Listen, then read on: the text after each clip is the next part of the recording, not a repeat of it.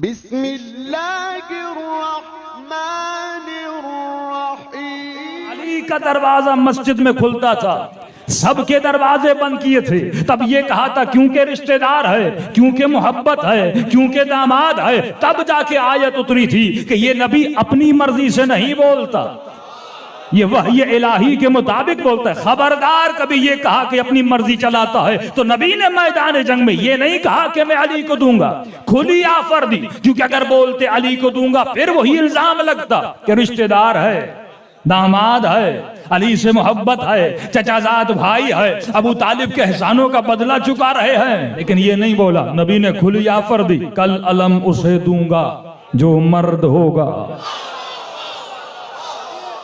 सिफत बयान की, जो मर्द होगा, जो कर्रार होगा, जो गैर फरार होगा। ये पहली 3 सिफतों पे जनाब उमर ने नहीं कहा कि आखिरी सिफत थी जिस पे वो हसरत खा रहे थे। फरमाया कौन सी सिफत? फरमाया ये आखिरी सिफत जो नबी ने कहा था, अल्लाह से मोहब्बत करता होगा और अल्लाह उससे मोहब्बत करता होगा। कि आप ऐसी हसरतें क्यों खा रहे? जनाब उमर कहते हैं कि हम सब कहते हैं कि अल्लाह से मोहब्बत करते हैं, लेकिन आज तक हमें यह नहीं पता चला अल्लाह भी करता है कि नहीं करता।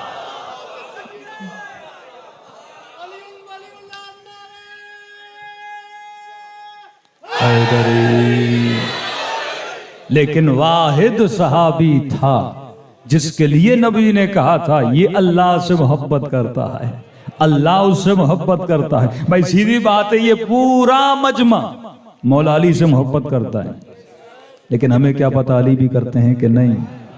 तो खुश नसीब तो वही है ना जिसे पता लग जाए, या जिसके लिए ऐलान हो जाए, या जिसके ख्वाब में आ जाए कि खुदा तुझसे मोहब्बत करता है, नबी तुझसे मोहब्बत करते हैं, अली तुझसे मोहब्बत करते हैं। तो ये खुश नसीबी का मकाम है। तो नबी ने नाम नहीं लिया, नबी ने सिफत बताई। जब सिफत बताई सब एक दूसरे का मुंह देख रहे थे। मर्द होगा, चले कहते हम मर्द हैं। दूसरा जुमला कर्रार होगा, फातिह होगा, किसी मैदान जंग से शिकस्त खुर्दा वापस नहीं आया होगा। तीसरी सिफत गैर फरार होगा, मैदान से न भागने वाला होगा। मुसलमान वल्लाह अगर सिफात को समझ जाएं, सारे शिया सुन्नी के मसले हल हो जाएं। एक हमारे आलिम दीन दुनिया न्यूज पे सुबह तफसीर कुरान का एक प्रोग्राम चल रहा था, उसमें आए, यहाँ पे शिया आलिम थे, यहाँ पे दूसरे मकतब के एक आलिम थे जिनका ताल्लुक नासिबियत से भी ज्यादा है, वो बैठे हुए थे। तो तफसीर चल रही थी सूरह हदीद की चंद आयतों की। ये जो मुसलमानों का मैदान जंगे ओहद से भागने का वाकया है, ये सूरह हदीद में है, सूरह हदीद में है। और खुदा ये भी कहता है कि हमने लोहा नाजिल किया आसमान से। तो मुसलमानों से पूछो, लोहे तो जमीन से निकलते हैं, ये कौन सा लोहा है जो आसमान से उतरा था? तो हमारे कुछ मुफस्सिरीन कहते हैं ये वो लोहा है जो जुल्फकार की सूरत में मौला अली को मिला था। हा? और वहां पे खुदा बताता है कि कुछ ऐसे थे जो भाग गए थे। अभी शिया आलिम बोला ही नहीं, जैसे आयत पढ़ी गई, अब इनकी बारी थी, तो इन्होंने कहा कि भाई ये कुरान की आयत है। वहीं पे वो सामने वाला बोल पड़ा, कहने लगा देखिए आप शिया बार बार ये आयतें पढ़ते हैं और अल्लाह इन आयतों में कह रहा है कि मैंने उनको माफ कर दिया था। तो जब अल्लाह ने माफ कर दिया तो आप लोग बार बार उन अजीम शख्सियात के बारे में गुफ्तगू क्यों करते हैं? तो इन्होंने बोला भाई मैंने न नाम लिए न मैंने कहा, बता भी खुद रहे हो।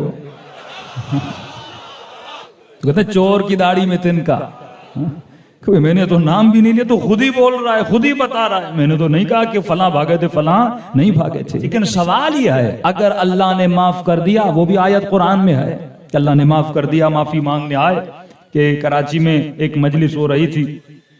देखिए मजलिस में आना और है, लेकिन हुसैनी बन के बैठना और है। तो बहुत बड़ा मजमा, बहुत, ये 90s का जमाना था, सिपाही साहबा उस वक्त आपको पता है हमले उरूज पे थे।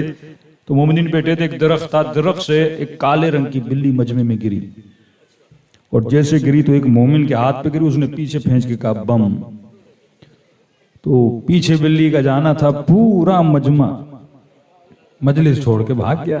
मौलाना साहब अकेले मेंबर पे बैठे रहे, और मुंतजमीन बताते हैं स्टेज टूट गया, कैमरे टूट गए, 600-700 चप्पलें मोमिनीन की रह गईं। और ऐलान होता रहा भाई जिसकी चप्पल है ले जाए। शर्म के मारे कोई भी नहीं आया। और मजलिस में ऐलान हुआ भाई हुसैन की मजलिस सुनने आए थे, 2 रकात नमाज इस्तिग़फ़ार पढ़ो। हुसैन की मजलिस में वही आता है जिसके दिल में मौत का खौफ नहीं होता। वाकया मैंने इसलिए बयान किया क्योंकि इसका बड़ा रब्त है जंग ओहद से। कई दिन गुजर गए, जो भागे थे वो नबी का सामना नहीं कर पा रहे थे। वहां पर ही कुछ की जूतियां रह गई थी। वहां पर भी ऐलान हो रहा था अपना सामान तो लेकर जाओ।